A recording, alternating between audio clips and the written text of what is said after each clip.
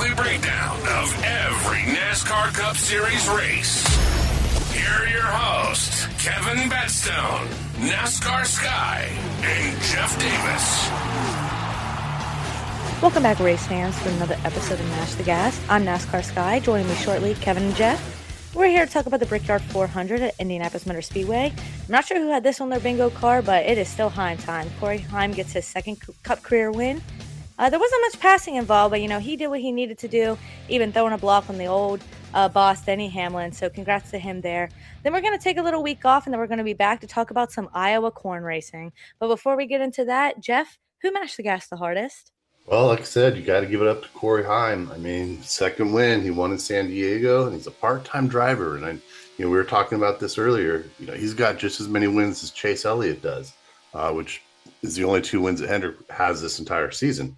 So totally crazy. But Denny was pretty cool about it. He shook his hand, and I know Denny really wanted this one, being pretty much what they call the crown jewel of racing.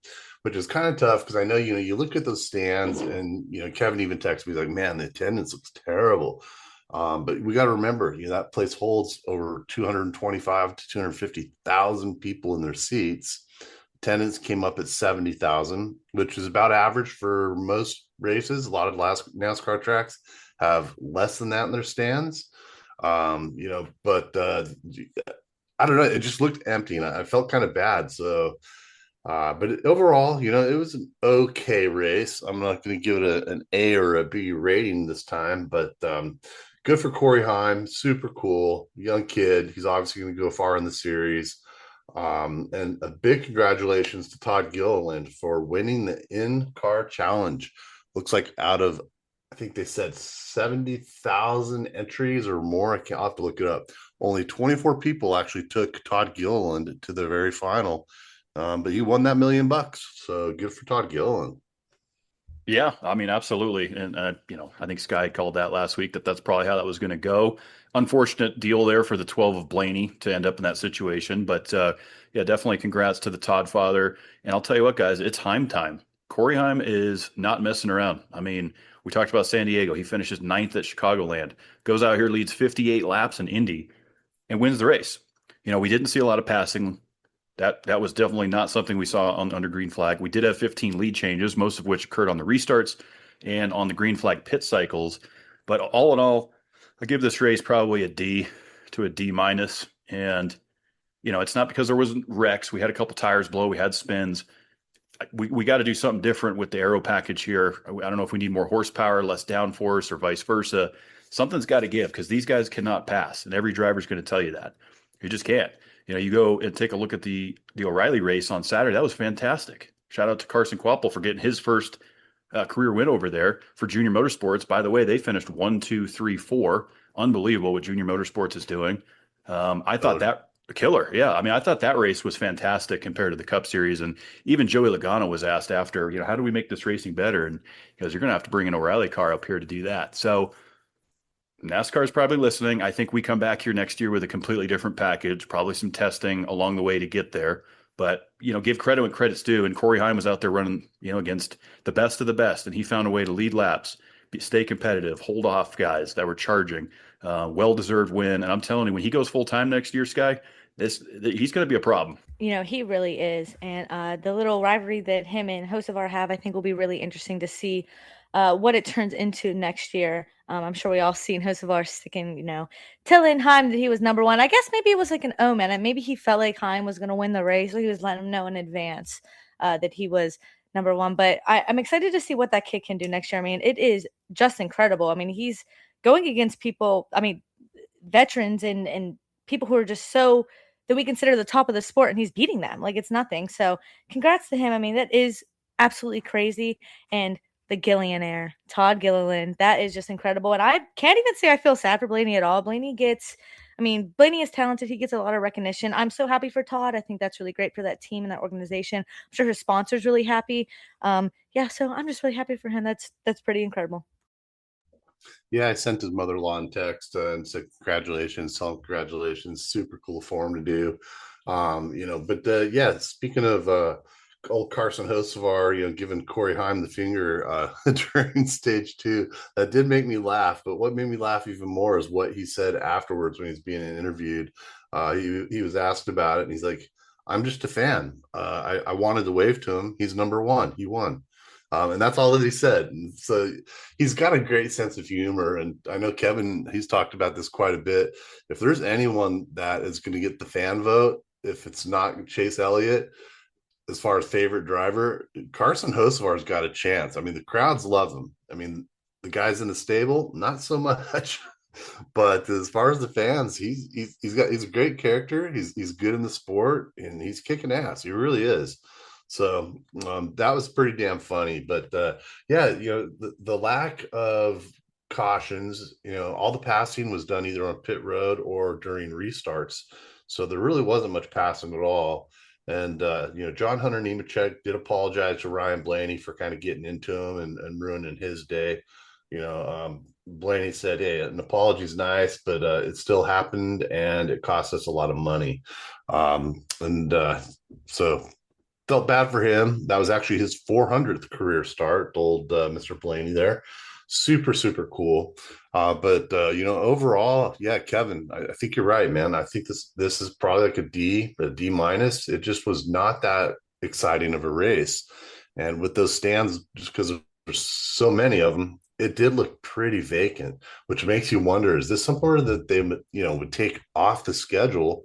Because that's what they do, and there's not a lot of other tracks. But you got to remember, 70,000 people, again, is still a lot of folks, to bring in. So overall, yeah, it was another race. We got 4 more races to go. But, Kevin, what are your thoughts about if they did pull the Brickyard, or is it too much of an iconic race to pull off? I think we got to keep it. It's too iconic. The drivers love going there, obviously, just because of the energy and the atmosphere. It's historic. It's the Brickyard, gasoline alley. It's got like the longest pit road I think I've ever seen. It's like almost a mile long. There's just something that's really unique and energetic about Indy, right? I mean, I love watching the Indianapolis 500. Go back in history, Jeff Gordon won the inaugural race, here at Indianapolis. It's an important market for us. We tried the road course there. I would rather us fix this oval package, if you will, rectangle, whatever shape it is. I'd rather see us improve that and improve the racing there, right? Because it's what we have now is just no good. It's getting worse. I feel like since the next gen has gone back to the rectangle, if you will, since abandoning the Indy Roval. So fan attendance is what it is there with the stands. Jeff, you kind of hit on that. We got to improve the racing. These guys, if they can't put their car where it needs to go and get a tow like we saw in the O'Reilly series, it's just what are you going to do on a restart? That's the only time we saw any sort of passing, right? Competitive passing. Because once they get single file, that's it. You're just running single file, running your race. There was a lot of fuel strategy going on there. I think the 11 in their camp was kind of planning around, Corey Heim's going to need to take 2 seconds longer of fuel. But this race always comes down to that fuel strategy because that's the only way you're going to gain track position. So, like we said, I think NASCAR is going to go back and take a look at this, figure out what we need to do different when we come back next year. But I think, Sky, that this race definitely should stay in the Cup Series. I agree. And I think, like we talked, it is a crown jewel. Drivers, they want to win this. And when you think about someone like Denny Hamlin, who isn't going to be racing much longer, I'm sure he would like it's another chance to get a win here. I think, well, I'm at least a little more hopeful than I have been in recent years with NASCAR, and hopefully they see all the stuff the drivers are saying and, what the fans are saying, and they decide to give it a change because they've done that a few times. We've seen they've moved times up and down with, race starts, and they fixed a lot of different things, or they're trying a lot of different things out. So hopefully this is one of the things that they consider, because I do not want to go back to the road course here. I would definitely like to keep it on the rectangle, as we say. So I would definitely, I don't know, that would definitely stress me if we went back to I just didn't think that was very good racing. I didn't even think, even in the O'Reilly series, which sometimes produces better racing, I still remember it not being very good. So hopefully they keep it at Indy, but they just got to fix it, which, like I said, I'm very hopeful for. Yeah, as long as they don't go back to the road course on Indy, I'm fine with it. Like I said, they fix the car up. Let's get her dialed in a little bit more for next year. Chevy's the only manufacturer that really hasn't changed the shapes of their car or kind of redone it much like Toyota's, more recently. So, Chevy's just got a long way to go in general. I mean, we've been talking about Hendrick Motorsports and, the five of Kyle Larson, he's just snake bit. He blows the tire, finished towards the very, very back. I mean, it was terrible. The only thing cool I thought that I saw in the headlines about Hendrick Motorsports this week, and I'm super jazzed for it. I guess it's been taking a few months in the making, but Jimmy Johnson did announce that his very last race will obviously going to be the Daytona 500 next year in 2027. And Rick Hendrick and Alex Bowman, along with Ally Racing, have all made it possible. He will be driving the 48 for his final race. And Jimmy was saying he never imagined that would happen. And he said it's a gesture that he'll carry with him forever. I mean, he's just so ecstatic that, he started in the 48 car, of course, ran his regular full season of driving with Hendrick Motorsports. So to see him be able to drive that 48 for his very last race in the Cup Series is super cool. So when we do see the Daytona 500 next year, Alex Bowman will be running the number 84 car. So super cool. I'm glad, Kevin. I think it's so cool that they're allowing him to do it. And if anyone deserves it, 7 championships. I mean, I know a lot of people, kind of don't like Johnson for some reason. Maybe it's because he won so much, but he's kind of the GOAT. I mean, when you talk about 7 championships, you're up there talking like Kevin's buddy Brady, Tom Brady and guys like that are just so dominant in sport. He deserves it. Really stoked for Jimmy, Kevin. Well, I love that you use Tom Brady because I know, Sky, you love that. And as we're getting ready to kick off the football season here, Brady's definitely up there. And Jimmy Johnson, I mean, look, 83 wins, 7 titles. I think it'd be really cool to see Lowe's do a one-off, where they just sponsor him for the Daytona 500. That's it. One-time deal. It's not going to happen, but how cool would that be to bring back the iconic Lowe's 48 where he won all those races and dominated in? Super cool that Hendrick was able to make that work too, with the numbers. That's not something we typically see. We saw Dale Jr. run the 3 and then many years ago at Daytona. They had to make that work with the old Wrangler paint scheme, but pretty cool. And then obviously we know Alex Bowman, that news did come out that he will be retiring at the conclusion of the 2027 NASCAR Cup Series season.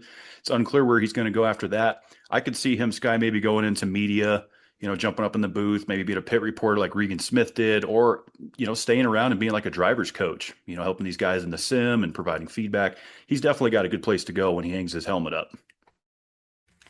I'm not too sure about him because I did see in like a press release that he was doing that if it was up to him, he just would have retired and disappeared and not said anything. I guess kind of like a little Carl Edwards thing. So I'm not sure. Maybe he takes a little bit of time away, comes back like Carl Edwards did. I'm not sure, but I don't know if he goes in the media right away. The way that he portrays it just seems like he's been kind of just over it, which is unfortunate because I mean Alex Bowman is just. He's had just such an interesting career. And I think he gets a lot of crap when he's really not that bad. Like, I think people make it out that he's like super bad and he's really not. I really like that Johnson is riding the 40. I didn't catch that he was going to be doing the 84. Bowman was going to be riding in the 84. So I was wondering what number or how they were going to do that. If Ally's smart, what they'll do is they'll run like a backwards scheme or something. I think that'd be pretty clever, a clever way to spin it around. But that's so cool. I mean, Jimmy Johnson, what a man. I can't wait to see it. And of course, I'll be there, so it'll be even better. Yeah, and you have to listen to your favorite commentator, Oldie Diffie, when you get at Daytona and the Yellerwood. I don't know who's sponsoring this year. I always give Lee Diffie shit just because of his accent. You know what I mean? But I know you love him, Sky. I know you do. And I'm sorry. But yeah, anyway. But yeah, super cool again for Jimmy Johnson. And Kevin, you're right, man. If they were to be able to pull off the Lowe's sponsorship for that one race instead of Ally, that would be super, super cool. But like you mentioned, I just don't see it in the plans. I don't see how it would work. But I did actually find out the brackets that I was looking at earlier is a total of 76,000 people set in brackets, and only 24 entries actually had Todd Gilliland winning the in-season challenge. So I'm sure they're partying it up from last night and feeling good today. So again, congratulations to to Todd, as you know, Kevin calls him the Todd father. And what'd you call him in NASCAR? The What'd you call him? Gillionaire. The The Gillionaire. Gillionaire. Absolutely. So really cool for all those guys, man. But yeah, overall they need to fix the package. Obviously they need to do a lot of testing at Indy and figure out what is it going to take to work. I mean, like Kevin, you mentioned it. Is it going to take less downforce? Are they going to lower the spoiler down even more like they're doing for these upcoming races in Daytona and Talladega? Horsepower, what can they do to enhance the racing at Indy? Because I felt like I was watching like an F1 race. It's like pretty much wherever you qualify, that's about where you finish. And not to knock Indy, I mean, or F1, I like the open car racing, but it seems like a lot of times wherever they qualify is almost always where they wind up finishing, because there's just not much passing. And if you really think about it, because I was having a little bit of a good conversation with the gentleman this weekend at the bar, talking. He's a big F1 fan, and I'm like, I understand it, but the big difference is, yeah, those guys are going to go about 20 miles an hour faster. It's fun. You got more speed. But with NASCAR, these cars, when we talk to a lot of people that don't know a lot about NASCAR and some people that do, you can get into the side of a car, just give them a little bit of a nudge, or even just barely just take the air off of them. And you're allowed to, to slow that person down by just getting into their, rear quarter panel, just to slow them up. Or when we're on the super speedways, and you can draft, and then you're going 10 miles an hour faster by the way they do that. Now, if you're in an open wheel car, you barely touch them. Both those cars are getting annihilated. And, there's could be severe damage for the drivers themselves, because those cars get torn up if they even barely touch a wheel of another car. So, that's something that I think a lot of people that are into the Indy and the F1 racing don't realize how much you can do in NASCAR and how to create that passing. Whether, like I said, it's, a bump and run, give them a little tap from behind and slow them down, or you get into the corner panel just a little bit, take the air off of them. The aerodynamics is there. And that's what makes NASCAR, to me, so much more fun to watch, is that trade and paint, as we call it. Kevin, it's like just one of those things. And again, you cannot do that with open wheel racing. No, you can't. I mean, two very, very different styles of racing for sure. In IndyCar, we see the Brickyard or the Indianapolis 500, at the Brickyard every Memorial Day weekend, and that's a phenomenal race. We see a lot of passing. We see aggressive racing. Those guys have something figured out. And Indy, right, they kind of bounce around between the ovals and the road courses. F1 is kind of its own world, but at least in Indy, you still have that side-by-side racing that you don't really get in F1. And all three of those series, by the way, have run the Brickyard, which is also super cool. There's not a ton of tracks we can say we've run all the major motorsports across. So, we've kind of beat Indy over the head. I think it's interesting that we're ending the in-season challenge there. I was kind of going to recap on that. We've done it for a couple years now. We've gotten a couple goes with it with the brackets. Obviously, mine was busted week one, like most people's were. What are we thinking about the in-season challenge? Should it remain through this period of the year? Should we end it with Indy? Should we kind of move it around? What are your thoughts? I don't hate it where it's at. I mean, I'm sure you can move it at any point. I don't think I would care too much. I do like it. I mean, I'm here for it. I think it's a good way to highlight some drivers that don't normally get the spotlight.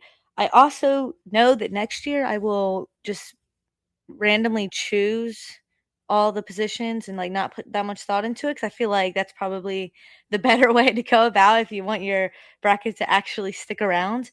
Just throw a dart, But see what sticks, pick your number. exactly, because at this point it is always such a mess. But I don't know, if you move around too much, I don't know if I want to put away Daytona or somewhere like where a Daytona or Talladega would fall in there, because that's always just chaotic. And I don't know, I don't hate it too much, I don't think. Yeah, you're right there, because you put a Talladega or a Daytona, anyone can win that. Whereas I know Kevin actually put way more thought into his than I did. He looked at every single driver on every single track and decided who would win here over this driver. I just kind of went off of, okay, this is who's running well right now, and kind of took them through. That's why I had Denny Hamlin going all the way to the end. But yeah, it's just crazy to see how few people actually had Gilliland on there, and that's kind of understandable. I get it. But as far as the Brickyard, the 400, I was looking at a statistic this morning about the pole speeds, the fastest pole speeds of all time, and Kevin Harvick actually holds it in 2014 with 188 miles, 188.47 miles an hour for his qualifying lap. Next to that was the year before was Ryan Newman in 2013 with 187.5. Kyle Busch in 2017, 187.3. Guess who's next? The number 77 of Carson Hocevar this year, 186.598. So Hocevar, the Hurricane, man, he's making waves on every level, you guys. Whether he's ruffling feathers in the garage, fans are loving it, eating him up. I mean, he's got a great personality. He's approachable. I love the little stunt that he did in the trailer last week where he was trading any other driver's shirt for a brand new one of his own, and he's sitting there signing autographs and everything like that. But he's putting up stats and he's putting up numbers to actually back him up. So, man, this kid's got a long way to go in his career. And Kevin, I mean, he's going to be around. So people are going to have to get used to him. I do think he'll chill out with a little bit over time as far as maybe not as aggressive, but just making smarter decisions, kind of like we've talked about Ross Chastain over the last couple of years. But then again, you look at Chastain this year, and he's really not doing that well. But I don't see that with Carson Hocevar, Kevin. I think that he's going to continue to dominate, and he's going to be winning some races and for a long, long time. Yeah, I agree with that. I mean, we see he's pretty strong at every style of racetrack. He can show up. He qualifies well. He understands, kind of the plan. We did hear him going back and forth with his crew chief and spotter there a little bit when he was trying to get around Corey Heim. He's like, we're on lap 89. We're not going to win the race right now. Back it up, save some fuel, just kind of learning the race pace and the strategy and how to play the long game.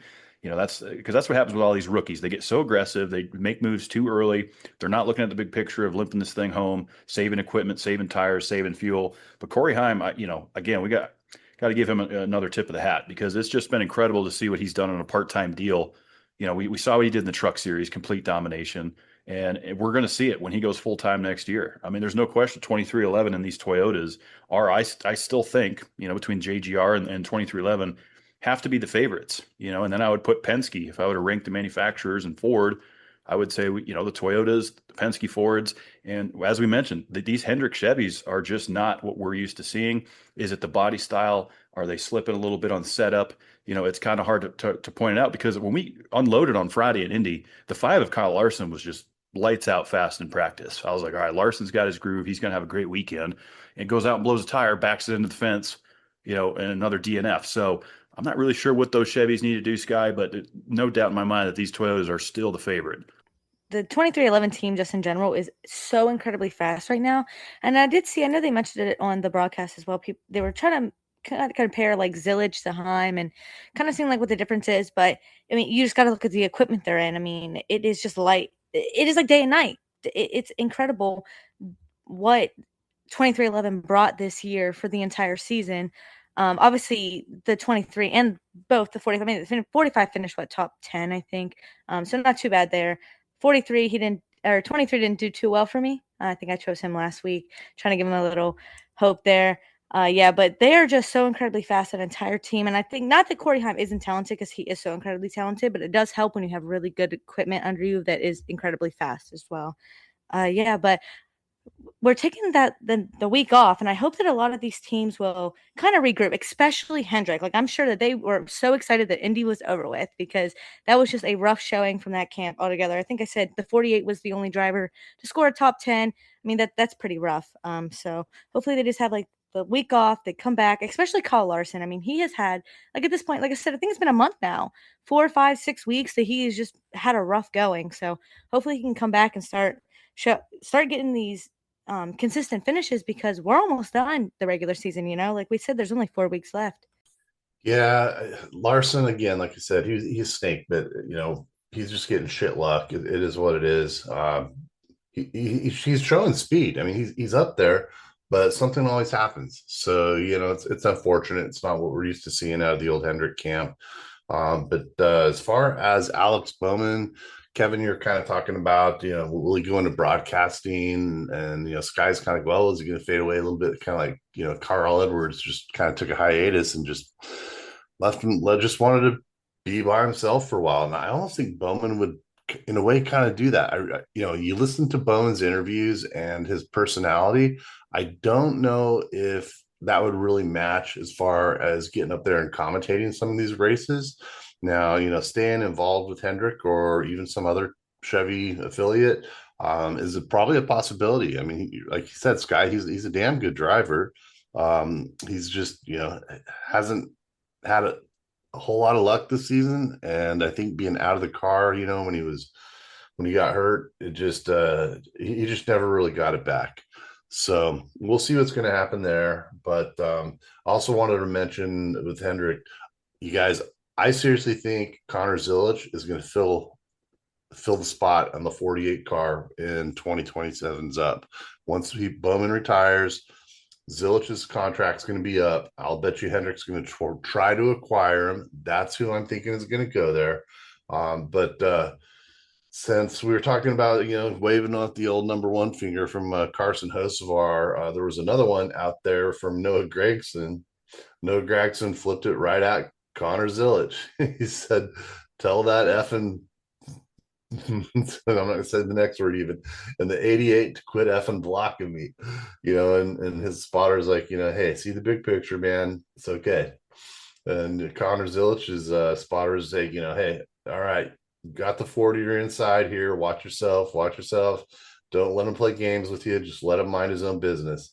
But Gragson was not happy with Connor Zilisch at all. And I didn't really even kind of catch what was going on there other than Gragson didn't like him blocking. I guess he was blocking him too much and just not letting him by. So, Kevin, did you see that? I mean, I didn't really catch the entire conversation. I was just listening to the radio on it.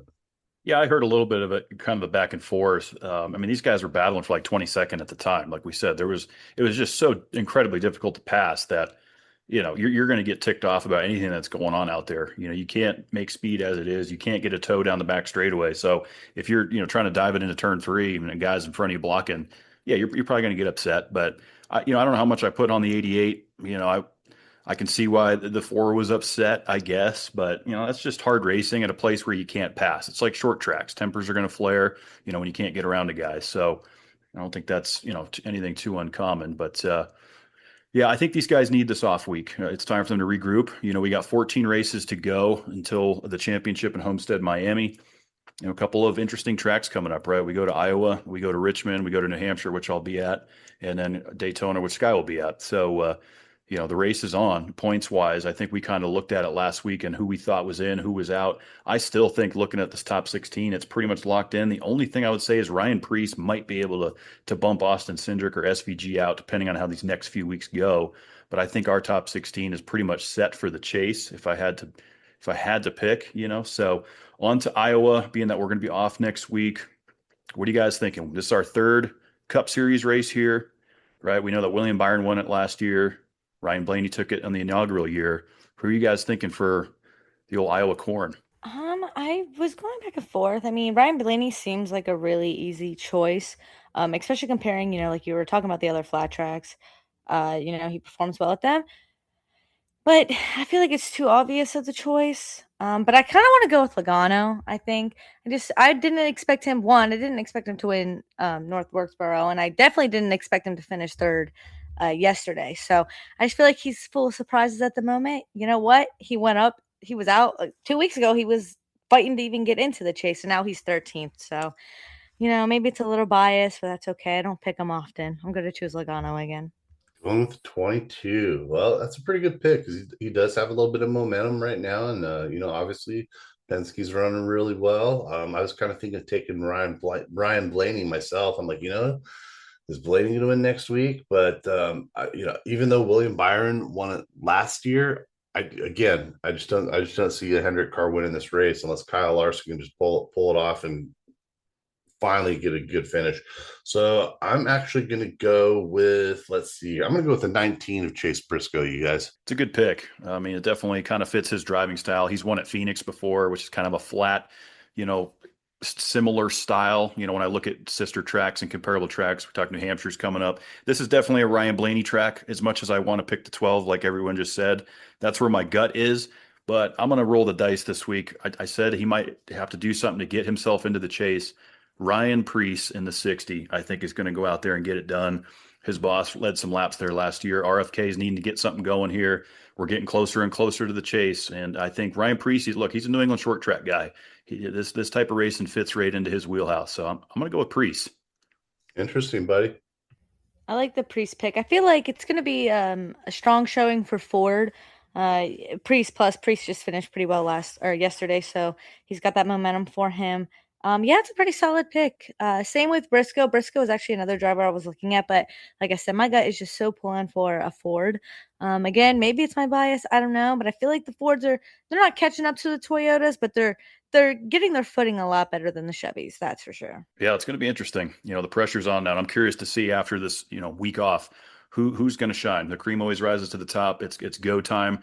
You're running out of opportunities to point your way into the chase. So should be good. We'll be back in 2 weeks. We're going to enjoy this off week. It's our last one as we make the run to the end of the year. Of course, I will be at the New Hampshire race, so we will be off that week as well. Logistically, you're not going to be able to pull it off, just so the viewers and listeners know in the upcoming weeks after New Hampshire, we won't be here. But we will be back in 2 weeks to break down all the action from the Iowa Corn. Should be a fantastic race. Follow us across all social media platforms at Mash the Gas, NASCAR Sky, at NASCAR Sky. We'll see you in 2 weeks, y'all. And until then, Mash the gas.